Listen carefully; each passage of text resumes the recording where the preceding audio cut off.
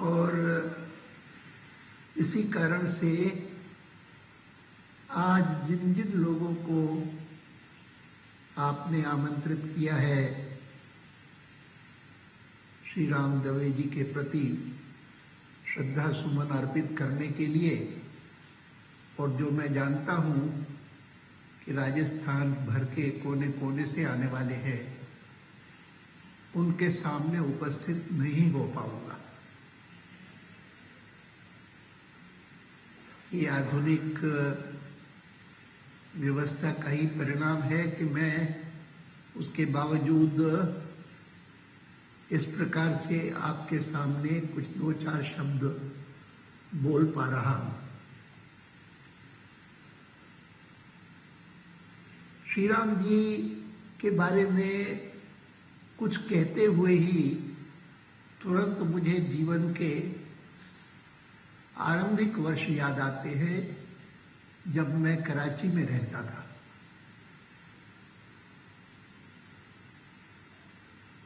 मेरा जन्म तो उस काल में हुआ जब भारत पर अंग्रेजों का शासन था, और आरंभिक 20 वर्ष मैंने सिंध में बिताए, प्रमुखतः कराची में। कराची में ही मैंने पहले 1942 में हाई स्कूल पास किया, और उसी वर्ष मैं राष्ट्रीय स्वयंसेवक संघ का स्वयंसेवक बना। यह एक कारण था कि जब पंडित श्री राम दवे से पहला संपर्क आया।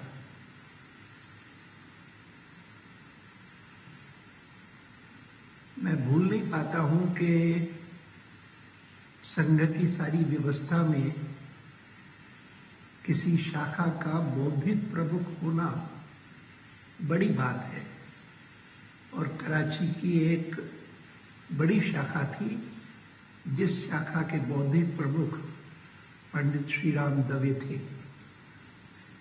लेकिन मेरे साथ उनका अधिक संपर्क तब आया जब मैं इंटरमीडिएट पास करने के बाद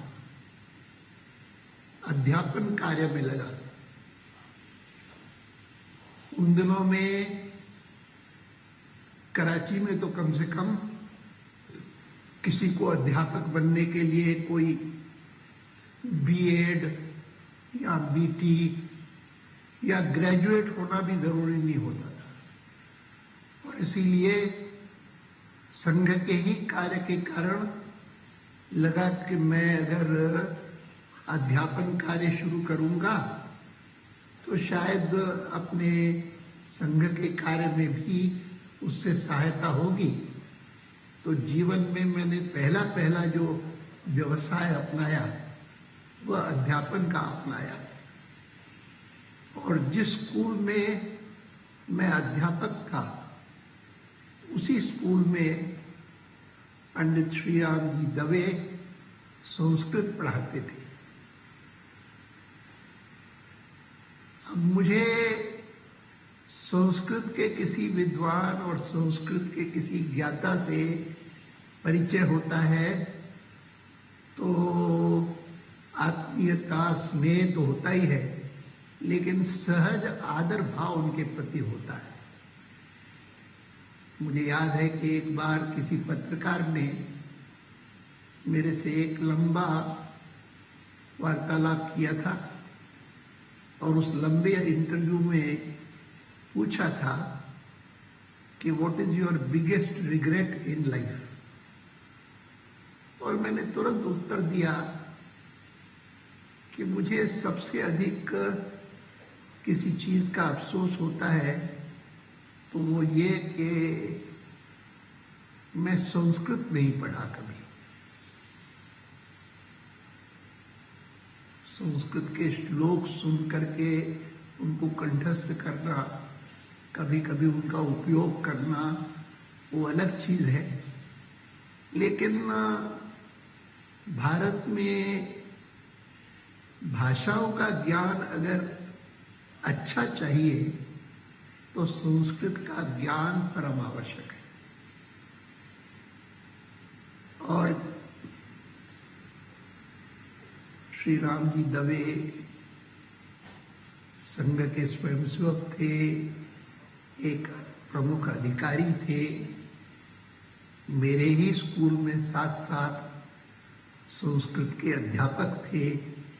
यह सारी बातें ऐसी थी कि जिन्होंने हमारी एक दूसरे से निकटता सहज रूप से बढ़ा दी। 47 के बाद ही वे भी इस तरफ आए, मैं भी इस तरफ आया।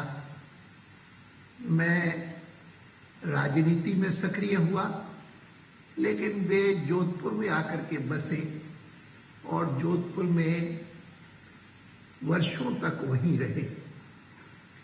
कभी कभी जाता था तो मिलना भी होता था, लेकिन बहुत बाद में ये भी ज्ञात हुआ कि उनकी एक पौत्री साध्वी, वे विदुषी है और आंखों की कठिनाई होने के बावजूद भी उन्होंने काफी अच्छा अध्ययन किया है और साध्वी के रूप में जब प्रवचन करती है तो वक्ता बहुत प्रभावित होते हैं। मैं सोचता था कि आज शायद 9 जून को जब मुझे उन्होंने अपने नाना के इस समारोह में बुलाया है तो मुझे भी उनका प्रवचन सुनने का अवसर मिलेगा। लेकिन मेरा दुर्भाग्य है कि मैं आज जा नहीं पा रहा हूं। मैंने आज सुबह भी उनको कहा कि कभी कोई ऐसा प्रसंग जरूर ढूंढूंगा कि जब आज की मेरी जो कमी रहेगी रूप से ज्यादा भुगता सकूं और तब खमियाजा अपना भुगताऊंगा, लेकिन निश्चित रूप से उनका प्रवचन भी सुन पाऊंगा।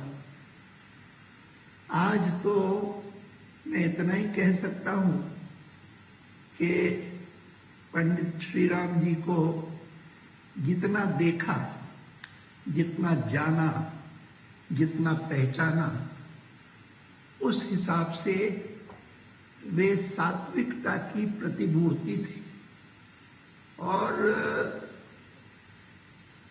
जीवन में जैसे आदर्श गुण हर इंसान को अपनाने चाहिए, वैसे गुण उनमें थे। और जयपुर में आरएसएस